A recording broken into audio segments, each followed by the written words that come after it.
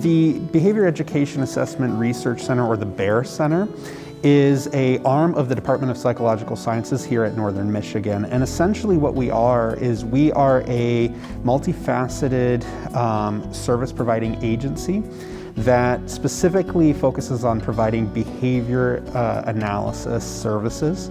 And we function both as a support to the community in terms of providing direct services, but we also are essentially a practicum training facility. When the BEAR Center was created, there was only about 13 behavior analysts in the entire Upper Peninsula region, and that actually included a lot of Northern Michigan as well, which was a huge deficit in service, right? So the BEAR Center, when we founded the BEAR Center into now, we've almost doubled that number. So last time I looked, there's about 40 behavior analysts in the UP, but half of them are part of our program, right?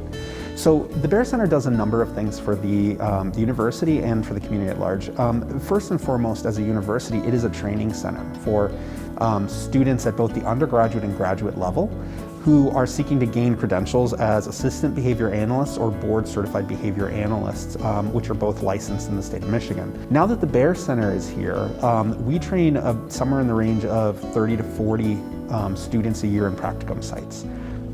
So that we've managed, the BEAR Center has helped to bring that training opportunity, and we do that training across children with language deficits, children receiving services, behavioral services in through the Medicaid and community mental health facilities. We work with the schools, so we're providing training for students to get experience in the schools.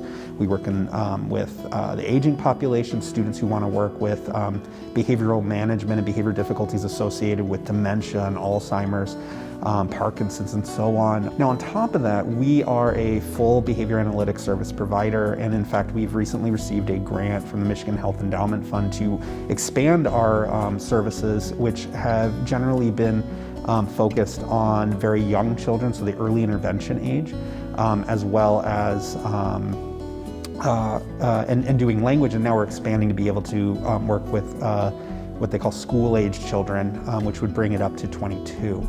If we didn't drive out to some of the school locations, students wouldn't actually be receiving any behavioral services just because of the way that their home lives are set up, or their parents' schedules.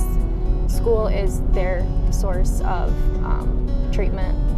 And a lot of times too, if their behaviors are too excessive, they potentially could be kicked out of school, especially once you get into those older ages where certain things are expected of a student.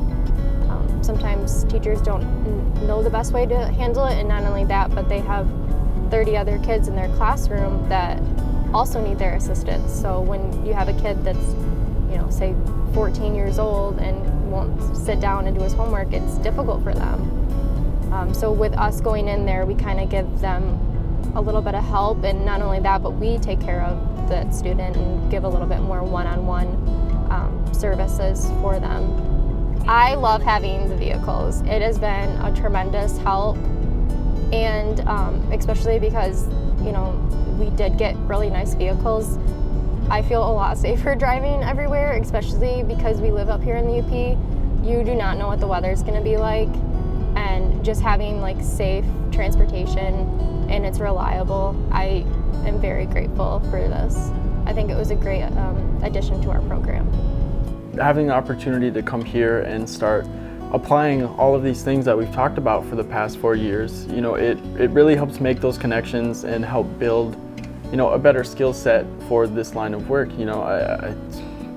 Those things where I've come to find out talking about it is one thing, and then actually being here and being able to practice that is a totally different thing. And I don't think I would have gotten nearly as much out of the program if I hadn't had the opportunity to come here and work and get this experience. This gives people the opportunity for services that they may otherwise not have.